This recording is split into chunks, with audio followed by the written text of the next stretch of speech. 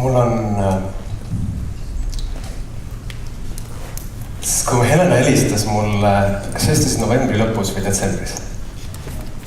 Umbes sellel perioodil. Ja ütles telefonis, et Alar, mul on teha teadlikkuse konverents. Siis ega ma tegelikult ei teadnud täpselt, mida ta mõtleb selle all, et teeks teadlikkuse konverentsi. Aga see kõlas mulle nii ilusasti, sest mind on kutsutud varem esinema müügikonverentsid ja teeninduskonverentsid ja juhtimiskonverentsid ja arenduskonverentsid ja siis sõna teadlikkuskonverents. See tundus mulle lihtsalt nii õige, sest minu sees aeg selleks teemaks on ammu küps, sellest teemast rääkimiseks.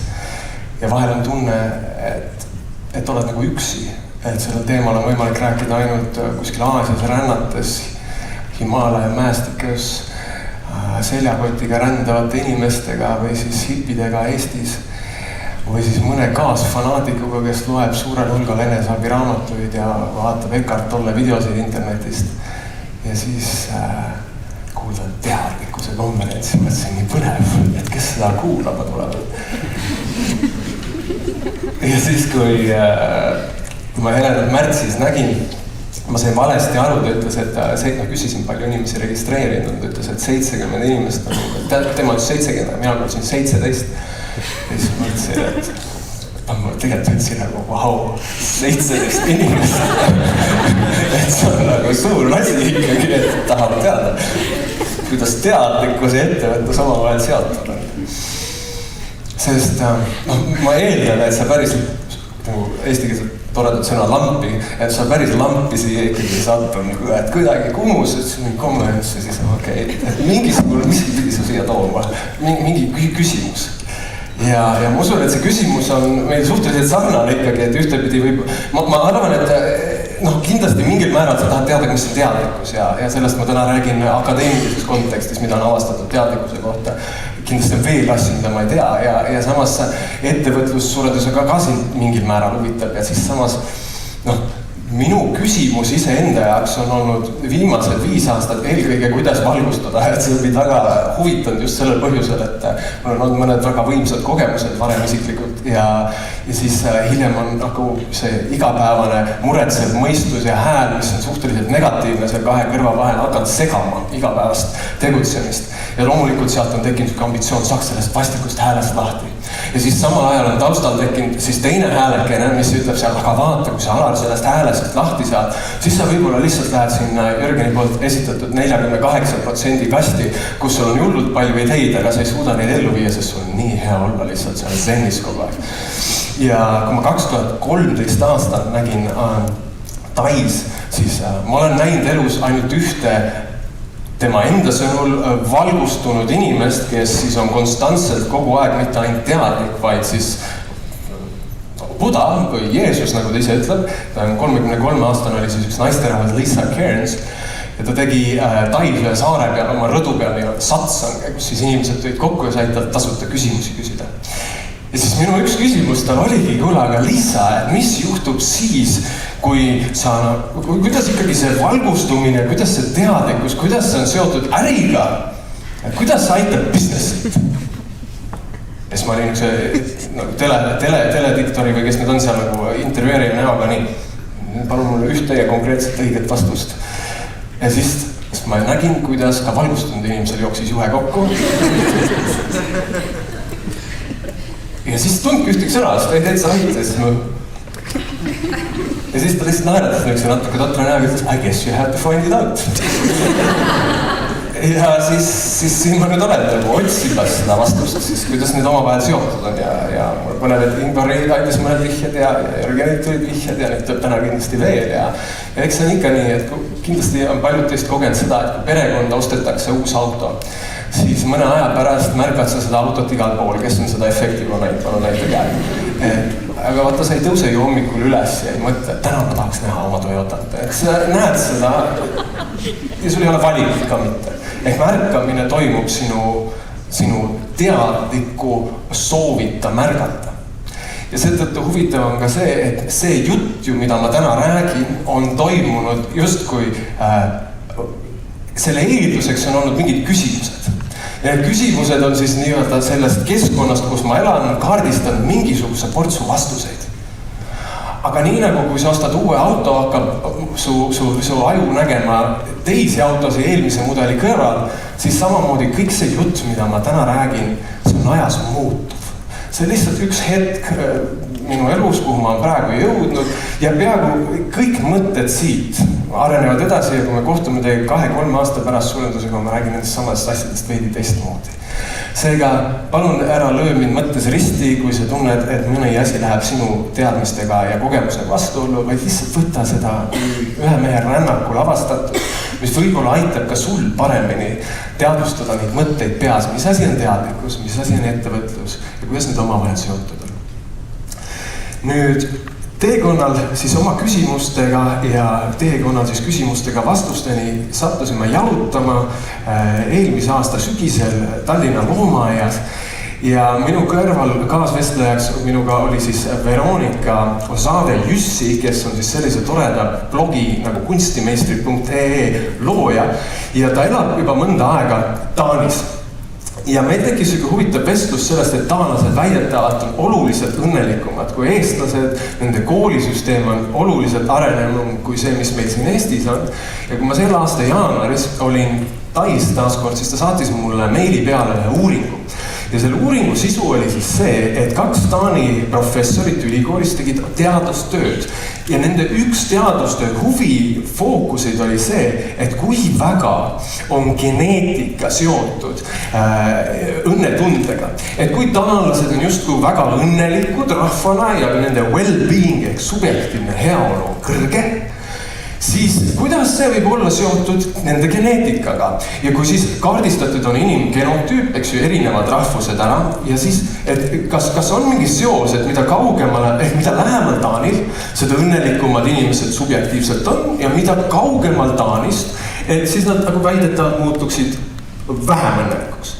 Ja see oli nende hüpoteesi küsimus. Ja siis on ma arstiteaduskondast ja lõppin seega, palun andesta mu nüüd kuidas tehniline sõnavara kasutus, aga meie sees peaks olema siis üks proteiinid põhinev serotoniini transportiv geen, millest on siis 2 versiooni, lühike ja pikk.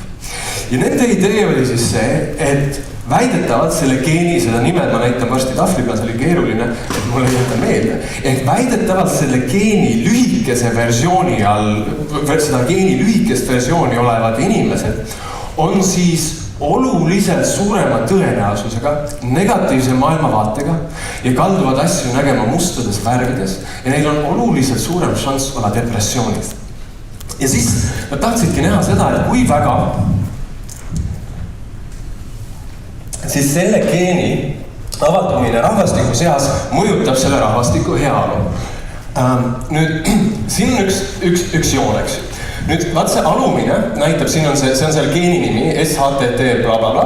Nüüd, siit läheb siis joon ehk protsent inimestest, kellel on see geeni siis avaldumine just sellest, mida rohkem on seda geeni, seda suurem tõenäosus olla õnnetu. Ja siin on siis joonis very satisfied ehk inimeste enda hinnang oma õnnetundele. Nüüd me vaatame, vaat siin üleval on Taani. Taanlastel on rahvastikust selle nii-öelda depressiooni soodustava geeni ja osakaal rahvastikust suhteliselt madal ja need on very satisfied. Siis me vaatame siin Soome, kes on ka well-being'us tabelis koos Taani ja Rootsiga kõrgel. Me näeme ka, et nad on very satisfied siin kõik koos ja neil on suhteliselt sarnane koht ka selle rahvast, sest nad on genotüübilt sarnased. Ja nüüd on hästi huvitav, et ma kirjutasin nendele meestele kirja, et küsin, where's Estonia? Ja siis nad kirjutasid mulle, need 2 meest on siin all, eks ju. Eugenio Proto ja Andrei J. Oswald ja mulle vastas Eugenio. Ja ta kirjutas mulle, et Eesti on väga huvitav, et meie genotüüp on sarnane siis taanlastele, rootslastele ja soomlastele, aga nagu kui sa korra vaatad selle 30-40 juurde, niimoodi magical check'i, Estonia on nüüd siin. Meil on oluliselt vähem inimestel seda geeni, ehk meil on tõenäosus olla üks maailma õnnelikumaid rahvaid, vähemalt meil on tõenäosus olla üks vähem stressis rahvaid üldse, aga me oleme kõige rohkem peaaegu stressis, kõige vähem satisfied. Ja see tekitab loomulikult järgnevad küsimused, sest sellel on ka mingid tagajärjed. see on näiteks ju see tabel, mida me nägime, see on 2014 aasta, see on 2015 aastal just avaldati, nädal aega tagasi saabus minu postkasti siis Welcome to Estonia uut kampaaniat loovalt inimeselt siis World Happiness Report 2015. Ja Eesti on siis World Happiness Reporti järgi 2015 73. kohal maailma riikidest siis õnnetunde järgi. Me teeme ära lätlastele. Aga leedukatelt saame juba pähe. Ja kurb asi on see, et näiteks 2012 aasta andmetele Eesti lapsed Ivar Tröneri sõnul on Euroopa kõige õnnetumad. Ja vaata, miks see mind teemana huvitab, et miks mu küsimused on mind siis sellise temaatikani viinud, on see, et üks minu fookuseid on aidata ettevõtetel teenida rohkem tulu. Ja loomulikult see on mind viinud igasuguste uuringutega, mis aitab siis ettevõtluses rohkem tulu teenida.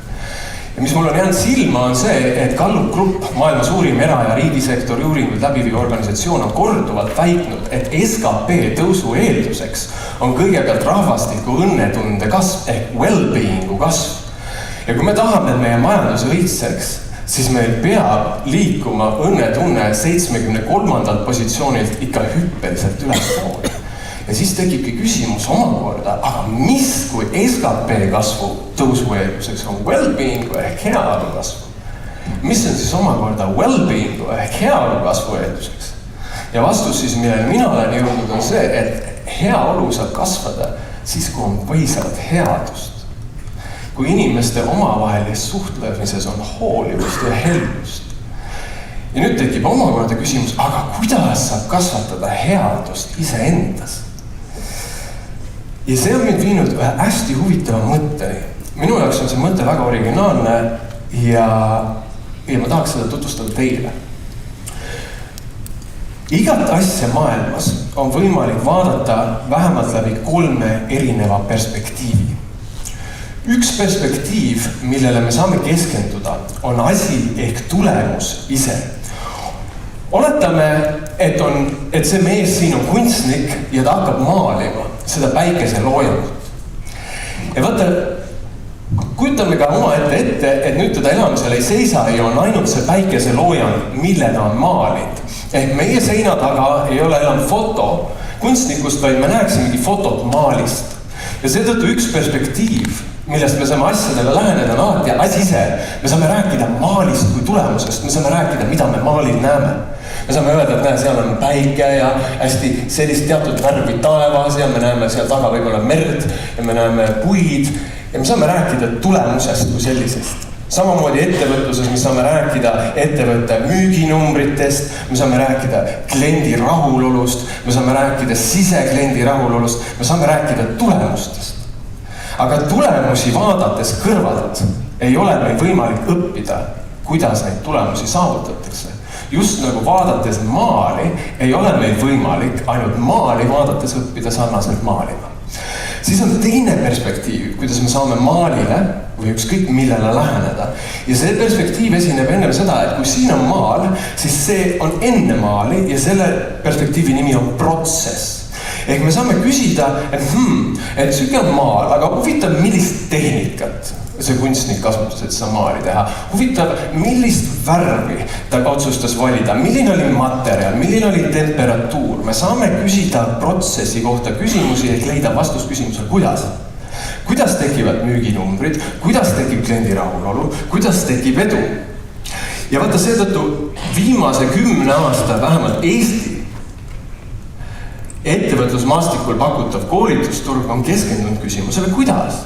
Me oleme tahtnud hästi selgelt ära kaaristada parimad praktikad usus, et kui ma õpin ära selle täpselt, mida teevad näiteks Eesti parimad TripAdvisori restorani Rataskaeva 16, mis on 23 kuud järjest, on TripAdvisori number 1, võtab üks ühele seda, mida nende töötajad teevad ja siis paneme uude restorani lootuses, et tuleb sama tulemus, siis me avastame, et seda ei juhtu. Või kui me kopeerime oma ettevõtte parima müügiinimese tulemusi, paneme kirja sõnalt, mida ta telefonis räägib, siis ta ei saa täpselt ja anname selle uuele müügiinimesele. siis me avastame, et ta ei hakka samasuguseid tulemusi tegema. Või me otsime üles Eesti parimad juhid, küsime, kuidas nad oma töötajatega suhtlevad, arenguvestluseid peavad ja nii edasi, nii edasi, nii edasi. Kõik need protsessi koolitused. Ja siis anname need uuele juhile või mõnele teisele juhile ja ta teeb täpselt järgi ja ei saa sama tulemust. Ja seetõttu on tänase päeva kõige modernsem juhtimis- ja ettevõtlus uurimisfookus ülikoolidel läinud Harvardi tasandil protsessist ühe sammu veel ettepoole ja selle sammu nimi on allikas.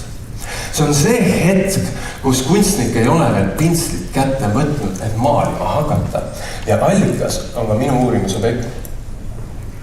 Miks allikas on tähtis? Ma toon sulle ühe hästi selge küsimuse. Oletame, eksisteerib 2 paralleeluniversumit, kus elab siis üks kunstnik. Ühes universumis see kunstnik täna kohtub oma hingesugulasega. Ta saab kokku, ta on vallaline mees või naine ja ta näeb seda inimest, keda on aastaid juba otsinud. Ja ta saab sellega täna tuttavaks. Ja nad armuvad esimesest silmapilgust, nad kogevad kahekesti, ta kogeb sellist emotsiooni, mida ta on aastaid igatsenud. Ma tahaks, et sa tõstaks korra käe, kui sa oled korra elus armud. See on see päev tema elus. Nüüd on teises paralleelreaalsuses elab see sama kunstnik, aga selles teises paralleelreaalsuses see kunstnik sellel päeval, seal ta on olnud pikki aastaid ühe naisega või mehega kooselus, ta armastab seda naist või meest kogu südamest, aga see päev ta saab teada, et see naine ja mees teda ei armasta või armastab hoopis mõnda muud naist ja meest ja see murrab tema südame. Ma tahaks teada, kelle südame vähemalt korra elus murdunud, palun näite käe. See on see päev. Ehk on need 2 erinevat päeva. Ja sama kunstnik ja nüüd küsimus, palun mõtle hästi teravad mulle kaasa, ole kohal. See inimene 2 erinevas reaalsus läheb siia ja see on sama päikseloojang. Ja tal on täpselt need samad värvid ja instrumendid, millega oma tööd teha. Tal on täpselt see sama õpetaja ja õpetus. Kuid sees on üks kunstnik armunud ja teine on just lahku läinud oma armastusest. Kas see mõjutab maali, mida meie lõpuks näeme? Ja või ei? Ja mina arvan samuti, et mõjutab. See, mis mu sees toimub, on kõige eelduseks. See allikas määrab ära looming. See ei tähenda, et loomingprotsessi oleks tähtis, et oskused oleks vähetähtsad. Ei, see on väga tähtis. Aga oskused muutuvad täiesti erinevaks tulemuseks, kui allikas on erinev. Seega, kuidas saada teada, mis toimub allikas? Sest vaata, kui me tahame, et SKP tõuseks, eks peab heaolu kasvama, eks peab headus suurenema, aga headus suureneks, seda allikas peab olema headust täis. Ja siis me jõuame omakorda küsimusele, mis on headuse eeldus minu jaoks. Ja siis minu uuringud on viinud siis järgmise teemani, et kuni 85. aastani 1985 arvas väga suur hulk psühholoogidest ja akadeemilisest ringkonnast, aga ma arvan, et joogamaailm arvaks ammu juba sajandeid, teistmoodi 1000 aastaid, aga akadeemikud, nüüd läheb aega. Et oli uskumus ja see uskumus oli selline, et vanus ja mentaalne kompleksus, ehk minu võimekus maailma mõtestada, tajuda reaalsust, anda tähendusi, et kuni 20. eluaastani meie aju areneb ja siis lõpeb aju areng ja siis kogu ülejäänud elu me läheme edasi täpselt samasuguse ajuga, saame võib-olla juurde elukogemust, aga otseselt inimesena, isiksusena ei arene ega muutu.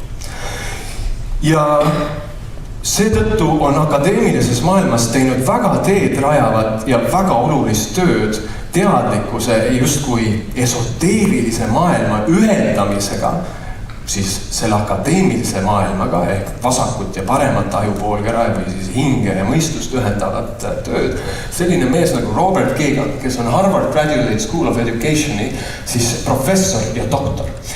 Ja Robert Kagan on alates 80-ndatest juba rääkinud nii palju ja nii hästi, kui ta vähegi on osanud teemal, et vanusega, see on jälle vanus, siin on mentaalne kompleksus, vanusega inimese mentaalne kompleksus siiski muutub. Ehk me näeme siin trendi kasvuna ja me näeme siin, et 30. eluiga on 5 erinevat või 6 erinevat punkti. Ja mida see tähendab? Tema idee oli selles, täna jõuab neuroteadus ju sinna samamoodi järgi, et aju on plastiline, see on muutumises. ja Keegani idee on see, et sõltumata vanusest, igas vanuses, 20-aastaselt, 30-aastaselt, 40-aastaselt, 50-aastaselt, on täiesti erineva kvaliteediga 20-aastased, on täiesti erineva kvaliteediga 30-aastased, täiesti erineva kvaliteediga 70-aastased. Inimene on muutumises. Ja nüüd tema muutumine on siis pandud sellisesse mudelisse. On aeg ja mentaalne komplekssus. Ja Robert Kagan on siis meele ehk teadvuse arengu jaganud 3 etappi. Kokkuvõttes käib see kokku tema täiskasvanu arenguteooriaga. Ja mida tähendab täiskasvanu arenguteooria? Ma kohe selgitan seda punkti, seda kõike joonist laiemalt. Kujuta nüüd palun ette, kui sa vaatad seda ruumi, siis siin ruumis sa näed valgust, ehk sa tajud seda hetke praegu oma 5 meelega. Siin on valgus, sa näed värve, sul on visuaalne meel kaasatud, sa kuulad, sa kasutad oma auditiivset meeletalu, sa keskendu väga oma maitsele oma suus, kuigi see on ka seal olemas, sul on taktiilne tunnetus, pepu on vastu tooli, värk toimub sinuga. Ja samas ma palun sul korra teha sellise katse. Pane silmad kinni, aga ära veel pane, ehk see aeg, kui sa silmad kinni hoiad, proovi 15 sekundit mõelda mitte millegile. Ma palun 15 sekundit su pähe täiesti vaikus, ehk ainus ülesanne, ära 15 sekundit mõtle mitte millegile, aga silmad kinni. Ma hakkasin aegla lugema, 15 sekundit läks.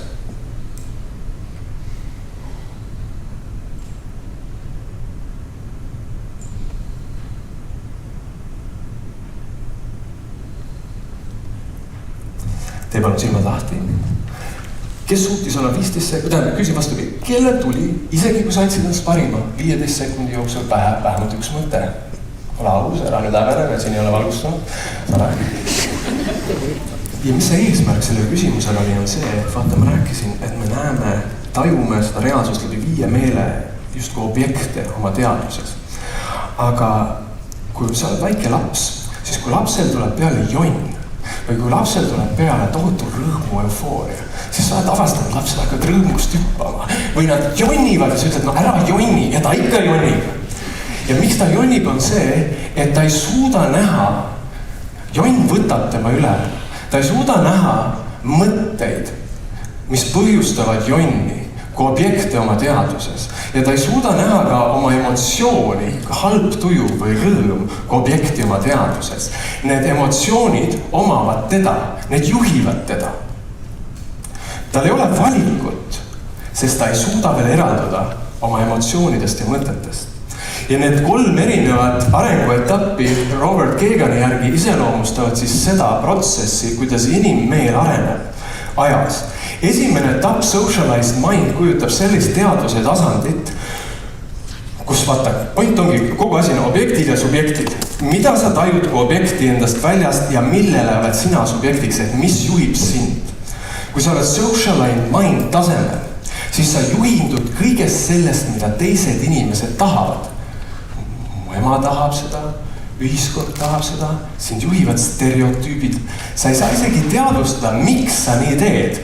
Ja sa ütled, no ka naised ju teevad nii, või mehed peavad niimoodi. Ja sa isegi ei näe seda, et mehed saavad ka teisiti, sa lihtsalt käitud automaatselt. Sul on programm, mis sind juhib ja millest sina isiklikult teadlik ei ole. Sellest järgmine aste on self-authorized mind. Ja mis nüüd juhtub self-authorized mindile arenedes on see, et inimene hakkab teadvustama ühiskonna soove, oma ema tahtmisi, isa tahtmisi, sotsiaalseid stereotüüpe, natukene kui objekte. Ta jällegi oota, aga miks ma üldse nii käitun, mida mina tahan? Ja nüüd tema peamiseks fookuseks on küsimus, mida mina tahan, mis on mulle oluline. Ja see suurendab tema fookust, see suurendab tema jõudu tegutseda. Kuid sellel on järjekordne probleem. Nüüd ta on selle ohver.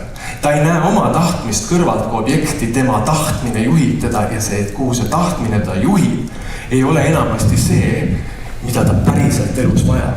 Ma käisin Rootsis eelmine aasta Art of Hosting koolitusel ja ma läksin ühe miljardäri suveresidentsist, kus see toimus raamatud The New Leadership Paradigm. Ma ei varastanud seda, ma ostsin selle, aga see inspireeris mind. Ja selle autor on kirjutanud raamatus Socialized Mindist või sellest Self-Authorized Mindist järgmiselt. Tõeline probleem ei ole mitte äriinimeste fanaatiline fokusseerumine ainult kasumile, vaid see, et need, kes täna juhivad ärisid ja organisatsioone, näevad end ülejäänud ühiskonnast justkui eraldiseisvatena. Neid juhib uskumus, et nende ainus vastutus on ettevõtte omanike ees. Samuti juhib neid uskumus, et ka omanikud on mingil maagilisel moel ülejäänud maailmast eraldiseisvad. Tundub, nagu meie ärijuhid oleksid kaotanud reaalsustaju ning nad elavad mingil teisel planeedil. Kui nad on kodus peredega, siis soovivad nad elada turvalises ja ilusas kohas. Neid siiralt huvitab oma lastelaste tulevike heaolu. Nad soovivad, et lapsed saaksid elada paremas maailmas. Nad tahavad, et need lapsed näeksid kogu maailma ilu ja mitmekesisust. Ja ometi, niipea kui nad panevad lipsu ette, kaob neil reaalsustaju ning nad sisenevad mängumaailma, mis lõhub seda sama kohta, mida nad eraelus nii väga hoida soovivad. Ehk neid juhivad nende eesmärgid, nende egoambitsioonid ja need egoambitsioonid ei pane tähele loodust, inimesi ja seda, mis on päriselt tähtis.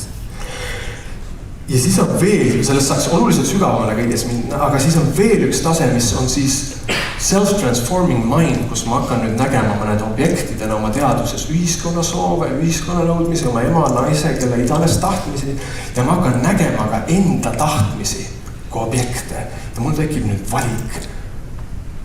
Kas ma lähen selle tahtmise järgi või ma lähen selle järgi, mis on tõde siin ja praegu.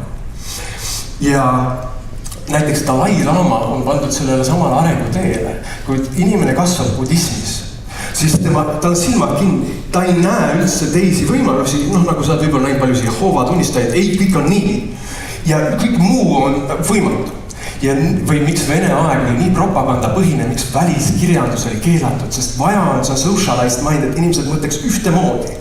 Nii kui sulle tekib uus info killuke kõrvale, sa loed ka näiteks kristlikku teksti või hinduismi teksti, siis korraga su budismi klapile avaneb kõrvale, see muutub üheks objektiks ja tekib Kristus kõrvale ja korraga sul on 2 objekti ja nüüd sul tekib võrdlusmoment ja seda Vene aeg ei tahtnud. Ja kui sa loed veel juurde erinevaid teooriaid, siis sul tekib suur pilt ja sa ei sõltu enam ühestki pildist, sa suudad kõike vaadata distantsilt.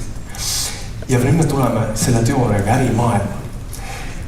Robert Kagani uuringute järgi, mida ta on viimased 20 aastat teinud, on self-transforming mindile jõudnud ainult 4 juhti 21-st.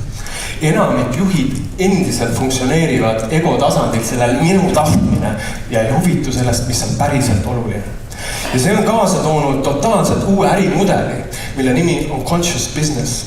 Ja conscious capitalism on termin, mida ma soovin kõigil väga tõsiselt guugeldada. Conscious capitalism. On tekkinud täiesti uus liikumine ja see annab mulle ääretult palju jõudu ja usku edasi sellesse töösse, mida ma teen. Ja selle liikumise aluseks on siis see, et äri, kui me enne rääkisime, et see self-authorized mind keskendub kitsalt, kasum on ainult fookus, see juhib kasum. Aga osad juhid arenevad sellest välja ja mida nad mis juhtub on see, et kui me vaatame nüüd neid ringi eraldi, vaatame stakeholder ringi.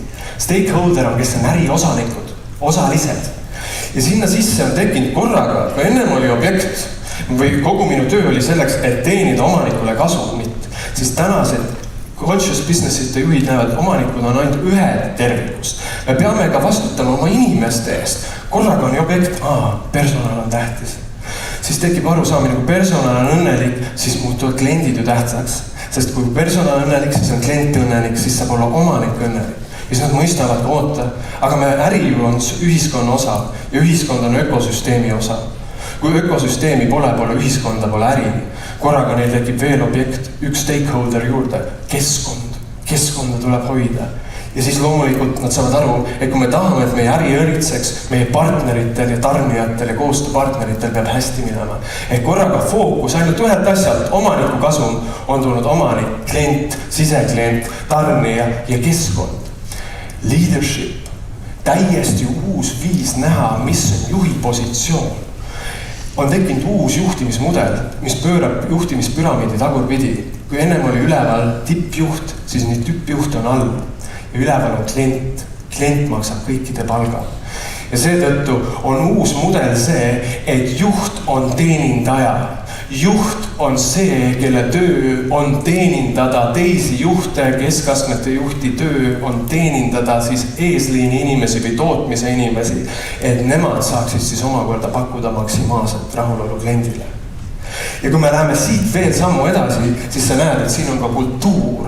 Et korraga on tekkinud üks objekt juurde kasumile, kõigele, mis ma räägin, veel kultuur. Mis asi on kultuur? Kultuur on see väärtused. Me lähtume kokkulepetest, kuidas me käitume, kuidas me oleme. Maailma eduka kingamüüja Zappos, kes on valitud viimased 5 aastat järjest Forbes ajakirja poolt maailma top 10 Fortune 500 tööandjate hulka.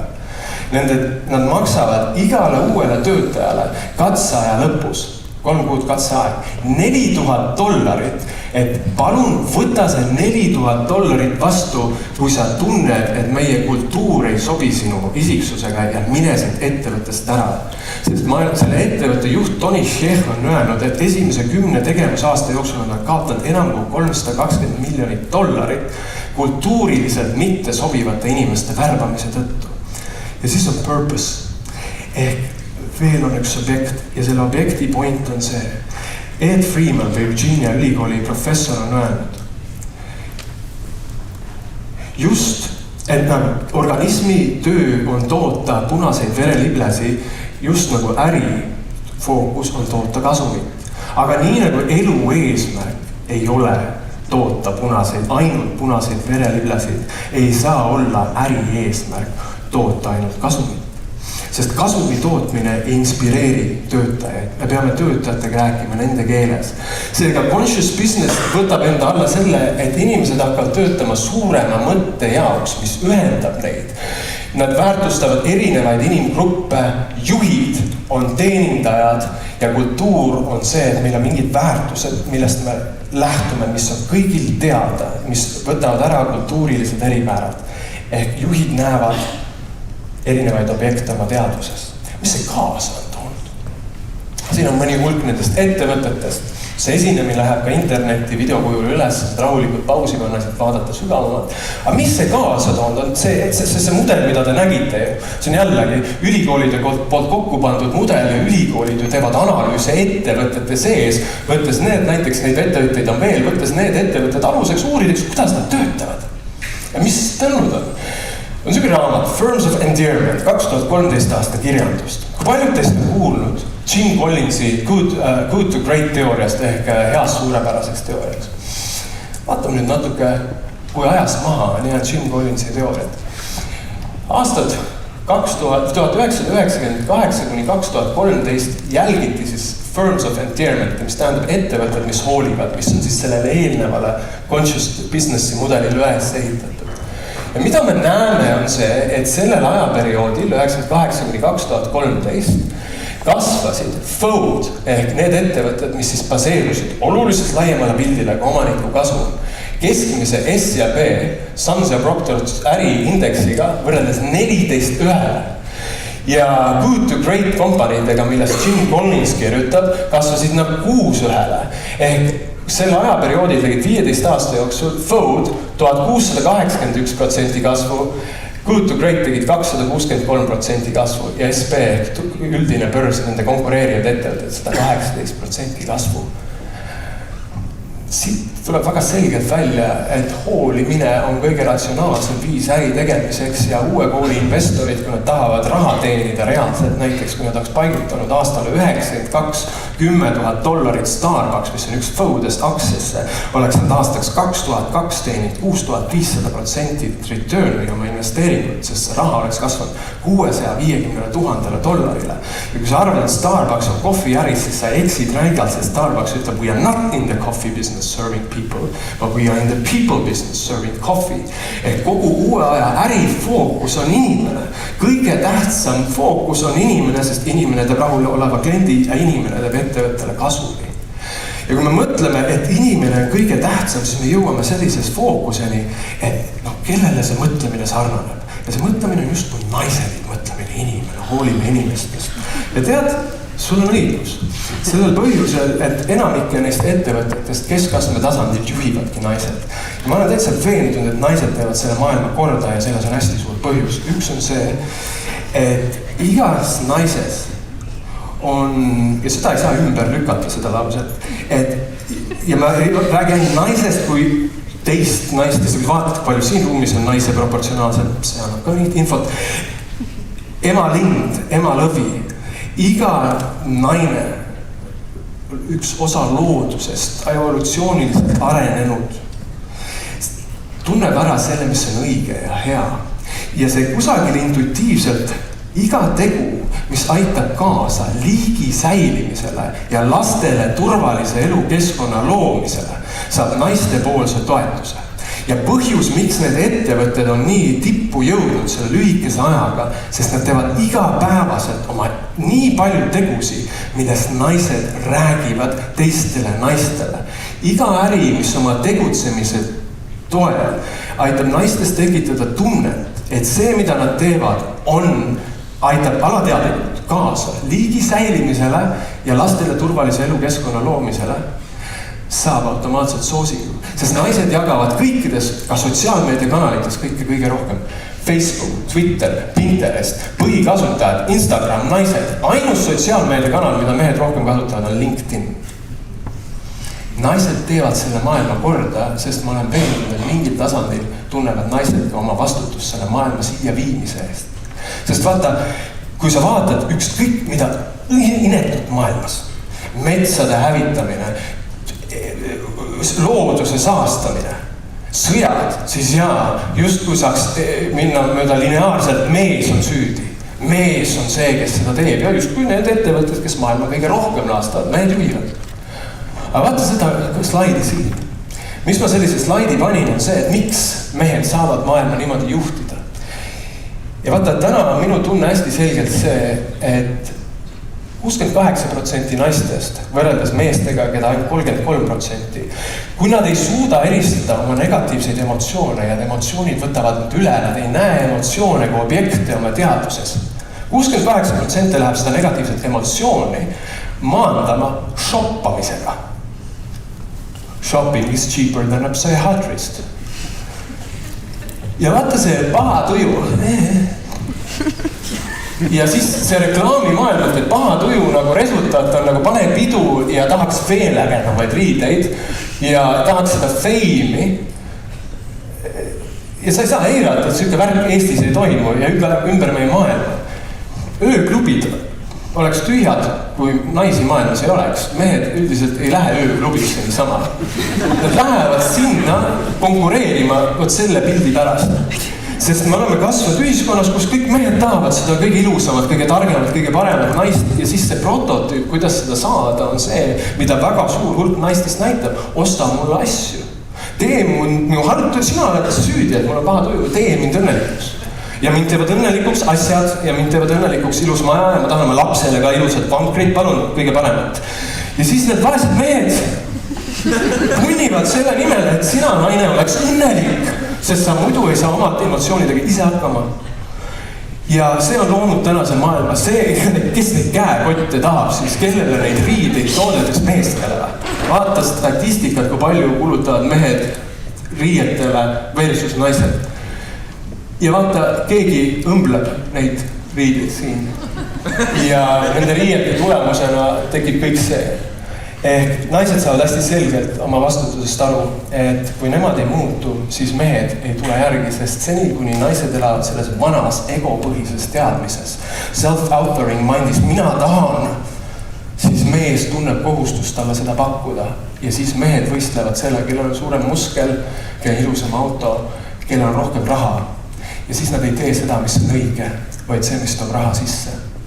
Ja vaata, seetõttu ongi oluline see, et ma käisin mõnda aega tagasi, käis Eestis mul külas üks naine ja me käisime söömas, siis oli üks tütarlaps Austraaliast, tema ema, siis oli see tütarlapse boyfriend Sri Lankalt ja siis oli see boyfriend'i sõbranna Sri Lankalt. Ja me istusime ühes Tallinna Vene restoranis ja see tütarlaps Sri Lankalt nägi välja selline, teate, seevikate kõige kaunim, tõmmu, imeilusad ehted istus väga väärikalt seal niimoodi, hästi viisakad niimoodi ja ma vaatasin, vau, ilus. Ja hüpnoos juba toimus. Ja siis ma küsisin igast küsimusi ja siis ta ütles mulle, I am a Buddhist. siis ma mõtlesin, issand, on ilus ja veel vaimne ka. Et mina olen nüüd aastaid Aasias reisinud budismiga tuttunud, mõtlesin, no võt see ongi see neobudism, et sa oskad väärtustada nagu enda eest hoolitsemist, millest Ken Wilber kirjutab ja samas ka sügavusse minna, mõlemasse diametrisse.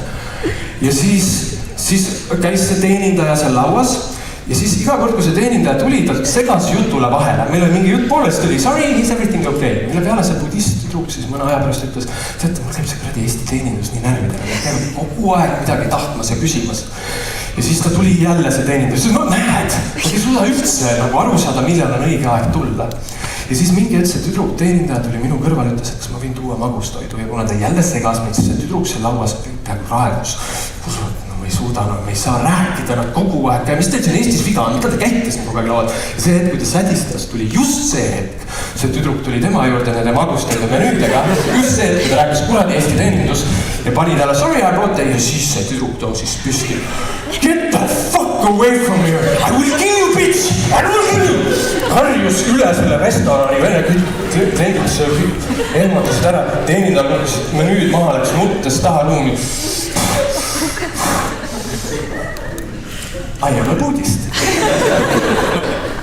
Ja vaata, see on see fake budism, see on see fake spirituaalsus, käime tantrakursustel ja siis nagu räägime, kui tantristlikud me oleme.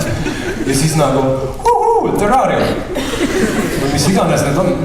See point ei ole, et üks välistab teist, aga point on see, et kui ma olin Himaalajas, siis seal istusid 2 vanameest ühes restoranis. Üks oli vist budist, teine oli kristlane. Ja siis see budist ütles, et I can't believe that you are so stupid that you believe in Jesus Christ. Jesus Christ didn't exist. Ja siis, kuidas? Piibel on kõige autoriteetsem raamat maailmas. Mis piibel? Buda õpetus? Ei no kuradi, Buda polnud olemas, see on mingi fake jumal, on ju tegelikult ainult Jeesus. Ja vaatad kõrvalt ja siis mõtled, et huvitav, et kui Buda ja Jeesus ise seal praegu istus, kas nad ka vaidleks niimoodi, kellel on õigus? Ja vaata, see ongi samm sügavamale, vahet ei ole, kellel on õigus, tõetunned sa siin sees ära. Ja ma rääkisin seda lugu sellest tüdrukust siis, kes sai sõimata Rataskaevu 16 personalile. Nagu ma ütlesin, nad on 23 kuud olnud järjest valitud inimeste poolt TripAdvisoris Tallinna kõige paremaks restoraniks.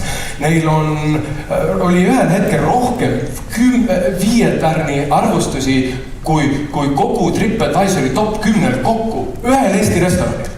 Ja ma küsisin nende teenindajatelt, nad on selle tasemel, et nagu lihtsalt sul on väga raske seal lauda saada. Parimad teenivad 3000 eurot kuus, jootraha. Kas kujutad ette, milline peab olema teeninduse tase, et sa saaks sellisel hulgal tasu? Ja ma küsisin nende parimatelt teenindajatelt, rääkisin neile selle loo.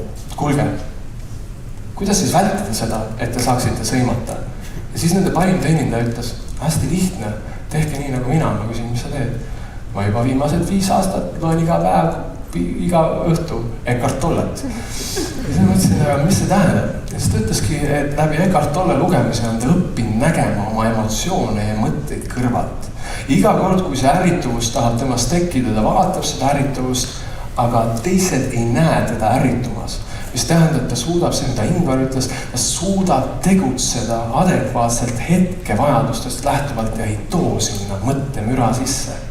Ja see mõttemürata tegutsemine on taanud kaasa kõige inspireerivama meeskonna töö, mida ma olen Eestis näinud. Mine sinna ja vaata, kuidas nad asju teevad. Ja see on toonud kaasa selle, et sellest kohast räägitakse rahvusvaheliselt. Ma olen Soome, Rootsi, täiesti erinevatel konverentsidel olen kuulnud inimesi rääkimas Rataskaevu 16 restoranist ja selle teenindusest. Mis omakorda tähendab seda, et see on ju maal. Nende teenindus on maal, aga sellele maalile eelneb protsess. Ja nüüd tekib küsimus, kui me võtame nende teeninduse ja viime selle mujale, kas nad teevad järgi? Ei tee, sest enne protsessi on allikas. Ja allika sees on inimene, see, mis seal toimub. Ja seal absoluutselt kõik teenindajad tegelevad isiksuse arenguga, mitte lugedes raamatuid, kuidas edukaks ja rikkaks saada, vaid kuidas vaigistada seda mürakasti siin peas ja kuidas muutuda teadlikuks oma emotsioonidest, mis on toonud kaasa filigraanse viisi inimeste teenindamisel. Ja nemad on minu jaoks väga tähtis näide sellepärast, et nemad esindavad seda conscious businessit. Nad esindavad minu jaoks seda mudelit, kus juht on selleks, et teenindada oma inimesi. Rain Tunger, kes on selle koha eestvedaja, ütles mulle hiljuti sükse lause. Ta ütles, Alar, ma olen avastanud, et restoranis elam ei ole asi ammu professionaalsuses, see on see protsess. Ei ole ka asi selles, et kuidas luua elamusi, see juhtub protsessi tulemusena. Vaid asi on selles, kuidas me suudame oma personalist tekitada üksteise vastu hellust ja hoolivust, nii et nad saaksid üksteisega koos sellise positiivse elamuse, et nad tahaks seda hellust ja hoolivust jagada ka teistega. Kusjuures Rain Tungeri esmaspäeva õhtune saade Progressioon on valitud terve aasta järjest Raadio 2 enim järelkuulatud saateks internetist. Ja ma arvan, üks põhjuseid, miks see nii on, ei ole mitte ainult Raini muusika, vaid see, et iga saade Rain jagab oma sõnades hellust ja armastust raadiokuulajatega. See sama Rain läheb tööle, jagab neid oma personaliga. Ja see oma Rain oma personaliga jagatu viib edasi siis läbi personali inimestele. Ja mis see kaasa toob, on see, et äril on edu ja Eestist räägitakse rahvusvaheliselt. Ja see ongi minu soov, sellepärast, et vaata, Baalist räägitakse ka rahvusvaheliselt. Ma tahaks, et Eestist räägitakse üks hetk kui riigist, mis on just Põhjamaade Baali. Sest mida me teame, miks me Aasiast räägime, sest see on headust nii palju. Meil on kõik see potentsiaal olemas, sa nägid, et meil on geneetiliselt, oli igasugune eeldus, me olime geneetiliselt ju selle koha peal, meil oli kõige vähem meie naaberrahvastest seda geeni, mis peaks tegema meid õnnetuks. Meil on geneetiliselt kõik eeldused olemas. Nüüd me juba istume teadlikkuse konverentsil. See on tohutu samm. Siin on 270 või rohkem inimest, teil on kõigil oma tuttavad, kellega nendest teemadest nagunii räägite, kes siia ühel või teisel põhjusel ei jõudnud. Meil on vähemalt 10 000. 10 000 on meie elanikkonda arvestades kindlasti võimsam jõupositsioon kui Ameerika samal teemal rääkivad inimesed. On täitsa veendunud, et Eesti muutub mitte IT-maaks see, mida meist räägitakse, see on juba juhtunud. Aga meist hakatakse rääkima kui eeskujudena sellest, kuidas asju hästi teha, nii et inimestel on hea olla. Mitte me ei ole siin, ei tõuse well-being'u tabelis, me tõuseme tabelis sellest, et seal on headust palju ja ma siis nagu natuke tegin sohki. Sinna me võiksime liikuda. Seega hoiame allikas puhas, siis on vesi selge ja paistab läbi. Aitäh teile!